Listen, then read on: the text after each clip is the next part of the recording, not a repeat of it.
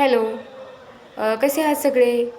आज मी तुम्हाला rich dad आणि पुअर डॅड या पुस्तकाबद्दल सांगणार आहे. जो की मी आधी पण एक व्हिडिओ टाकला होता या पुस्तकाबद्दल, तुम्हाला माहिती दिली होती.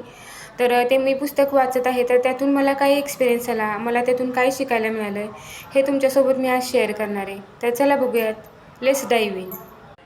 तर हे पुस्तक काय सांगतं मित्रांनो, यामध्ये 2 टाईपचे डॅड आहेत, एक रिच डॅड आणि एक पुअर डॅड.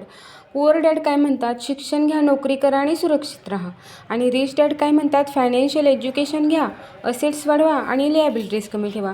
म्हणजे या दोन्हीमधला तुम्हाला फरक कळाला असेल की यांची विचारसरणी कशी आहे. यामध्ये मी काय शिकले, तर मी यामध्ये शिकले की फक्त सॅलरीवर अवलंबून राहणं पुरेसे नाही. मी आता माझ्या पैशाचा विचार इन्व्हेस्टमेंट आणि सेव्हिंग्समध्ये करू लागले. Small steps but consistent. मी ठरवले की पुढील महिन्यात मी रोज थोडा पैसा सेव्ह करेन आणि छोट्या इन्व्हेस्टमेंट प्रोजेक्टमध्ये ते ट्राय करेन. तुम्हालाही ट्राय करायला हवं. बुक वाचल्यावर माझा माइंडच बदलला. तुम्ही देखील वाचून पहा आणि मला कमेंट्समध्ये सांगा तुम्हाला काय लर्न झालं.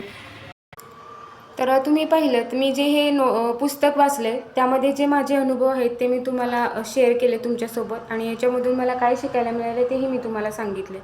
तर तुम्ही पण हे पुस्तक वाचून तुम्हाला एक्सपिरियन्स कसा आला किंवा काय अनुभव आला, तुम्ही मला कमेंटमध्ये सांगू शकता.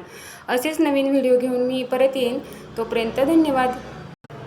तर मी ह्या पुस्तकाचे अनुभव तुमच्याबरोबर शेअर केले आहेत आत्ता. तुम्ही पण हे पुस्तक वाचा. तुम्ही पण मला अनुभव माझ्या कमेंटमध्ये शेअर करू शकता. आणि मला यातून कळालं आहे की इन्व्हेस्टमेंट करणं किती महत्त्वाचं आहे. पैशाची इन्व्हेस्टमेंट करणं, फक्त सॅलरीवर अवलंबून न राहता आपण पैसे इन्व्हेस्ट केले पाहिजे, सेव्हिंग केले पाहिजे. यातून एक छोटासा बिझनेस आपण स्टार्ट करू शकतो. सॅलरीवर काहीच डिपेंड नाही आहे. तर तुम्ही ह्या पुस्तकाचे अनुभव मला शेअर करा आणि तुम्हाला कसं वाटलं की हे पुस्तक वाचून, ते पण मला कमेंट बॉक्समध्ये कमेंट करा.